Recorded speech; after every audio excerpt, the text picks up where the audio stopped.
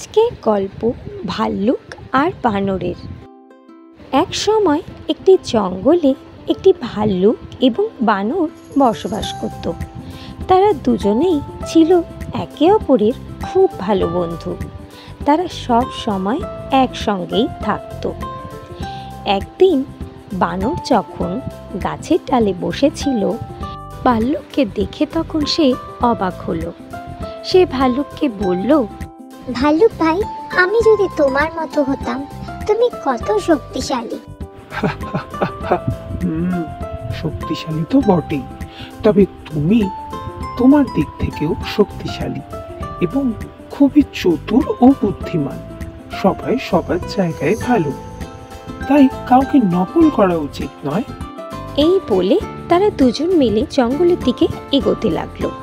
হাঁটতে হাঁটতে তারা হঠাৎ দেখতে পেল একটি মধু ভরা কলসি রাখা রয়েছে। তা দেখে ভাল্লুক ভারী খুশি হয়ে গেল এবং মধু খেতে শুরু করলো।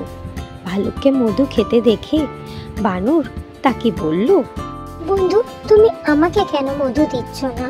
দাও না। বানরের মধু খাওয়া উচিত নয়, তাই অল্প মধু ভাল্লুক বানরকে খেতে দিল। কিন্তু তাতে বানর সন্তুষ্ট হলো না। সে দেখল ভাল্লুক মধু ভরা কলসিটা যাতে কেউ নিয়ে না নেয়, তাই সে সেটিকে নিয়ে তার গর্তে রেখে এলো। এরপর ভাল্লুক সেখান থেকে চলে গেল। এই সুযোগে বানর সেই গর্তে ঢুকলো এবং মধু ভরা কলসি তার ঘরে নিয়ে চলে এলো এবং পুরো মধু ভরা কলসি সে খেয়ে ফেলল। এবং কিছুক্ষণ পরেই তার বুকে ব্যথা হতে শুরু করলো। সে যন্ত্রণায় ছটপট করতে লাগলো।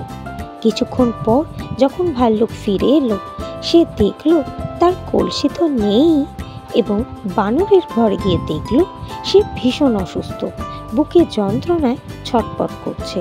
সে পুরো ব্যাপারটা তখন বুঝতে পারলো এবং বানরকে বলল, বন্ধু, এটা তুমি কেন করলে?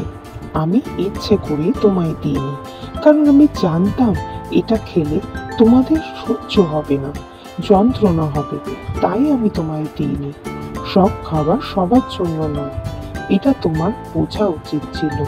এরপর বানর নিজের ভুল বুঝতে পারলো এবং এরপর থেকে আর কখনো বানর ভাল্লুককে নকল করেনি। তারা একে অপরের ভালো বন্ধু হয়ে থাকলো এবং যে যার জায়গায় আনন্দে থাকতে লাগলো। ভিডিওটি যদি আপনাদের ভালো লেগে থাকে তাহলে প্লিজ চ্যানেলটিকে সাবস্ক্রাইব করুন এবং লাইক, কমেন্ট, শেয়ার করতে ভুলবেন না। টাটা।